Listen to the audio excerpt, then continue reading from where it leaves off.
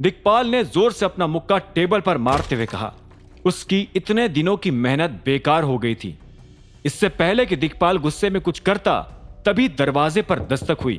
दिक्पाल ने तैश में कहा, कम इन। दरवाजा खुलते ही दिक्पाल का सेक्रेटरी अंदर आ गया और बोला, सर, आपसे कोई मिलना चाहता है। कौन है? दिक्पाल के सवाल के जवाब में सेक्रेटरी ने बाहर खड़े एक शख्स को अंदर आने का इशारा किया। उसे देखते ही दिक्पाल के होश उड़ गए। वो शख्स और कोई नहीं बल्कि दिक्पाल का जासूस था, जो अभिनव के ग्रुप में घुसा हुआ था। अमेरिका से एक प्रोफेशनल फोटो एडिटर बुलवाने के बाद भी दिक्पाल अभिनव के उस इकलौते फोटो को ठीक नहीं करवा पाया था, जिसमें उसकी शक्ल अंधेरे से छिप गई थी। इसी वक्त दिक्पाल का भेजा वो जासूस भी उसके कैबिन में घुस आया था, जो टाइगर के ग्रुप की जासूसी में लगा था। तुम अचानक? दिक्पाल ने हैरान होकर भारी आवाज में पूछा, क्या खबर लाए हो? सर, टाइगर के ग्रुप में अब एक्टिविटी बढ़ रही है। उसकी कंपनीज में नए कॉन्ट्रैक्ट्स, पॉलिसी चेंजेस अचानक से होने लगे हैं, उस जासूस ने कॉन्फिडेंटली कहा। दिक्पाल ने तुरंत ही उसके सामने एक और सवाल खड़ा कर दिया। अच्छा, और टाइगर के बारे में क्या इंफॉर्मेशन है? कौन है टाइगर, पता चला? सर, बस वही पता नहीं चल पाया है। उसके ग्रुप ने टाइगर की आइडेंटिटी बहुत अच्छे से छिपा कर रखी है। अभी थोड़ा और वक्त लगेगा। Then why are you here? जब कुछ बताने लायक इंफॉर्मेशन मिले तभी वापिस आना। Get out.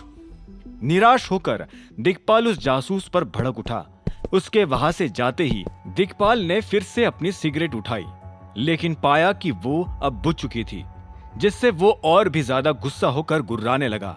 दूसरी ओर अलायना के स्टोर का मैनेजर लगातार अभिनव से माफी भी मांगे जा रहा था और उस सेल्स गर्ल को फटकारते भी जा रहा था। तुम अपना दिमाग घर पर ही छोड़कर आती हो क्या? या कभी बात करने के मैनर्स सीखे नहीं है बचपन में? Sir, I am really sorry, मुझे अंदाजा नहीं था कि। Shut up! एंड सर, इसकी ओर से अगेन मैं हाथ जोड़कर माफी मांगता हूँ। आप बस प्लीज इस मामले को लेकर अलायना मैम से कंप्लेन मत करिएगा, नहीं तो हम हमारी रोजी रोटी खो बैठेंगे। उस मैनेजर ने अभिनव के सामने गिड़गिड़ाते हुए कहा। उसे पता था कि अगर इसके पास टाइगर का ब्लैक कार्ड था तो ये आदमी जरूर ही अलायना से भी डायरेक्टली कांटेक्ट कर सकता था। अभिनव ने उसके जवाब में कहा, ठीक है यार, अब जल्दी से वो घड़ी पैक कर दो, मैं वैसे भी लेट हो रहा हूँ। जी सर, बस 2 मिनट दीजिए। मैनेजर तुरंत ही उस सेक्शन में चला गया जहां पर वो घड़ी डिस्प्ले में लगी थी। वो सेल्स गर्ल अपनी जगह पर ही खड़ी खड़ी सिसकने लगी थी और अभिनव की ओर देख भी नहीं पा रही थी। हालांकि अभिनव भी उसे भाव नहीं दे रहा था। उसे लग रहा था कि वो लड़की अभी भी नाटक कर रही है। लग्जरी घड़ियों के सेक्शन में पहुंचते ही मैनेजर ने देखा कि वो घड़ी डिस्प्ले में नहीं बल्कि एक आदमी के हाथों में थी। एक्सक्यूज मी, ये आप क्या कर रहे हैं? मैनेजर ने तुरंत ही उस आदमी के हाथों से घड़ी वापस लेते हुए कहा, अरे तुम क्या कर रहे हो? मैं ये घड़ी खरीदने आया हूं। वो अमीर जवान आदमी भी मैनेजर की हरकत देखकर उस पर चिल्ला पड़ा। नहीं नहीं नहीं, ये घड़ी ऑलरेडी बुक थी, आप डिस्प्ले में से कोई और पसंद कर लो, सॉरी।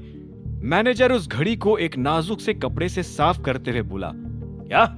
अगर बुक थी तो फिर डिस्प्ले पर लगाई ही क्यों? मुझे नहीं पता, मुझे यही चाहिए। अब बताओ क्या कीमत है इसकी? 12 करोड़।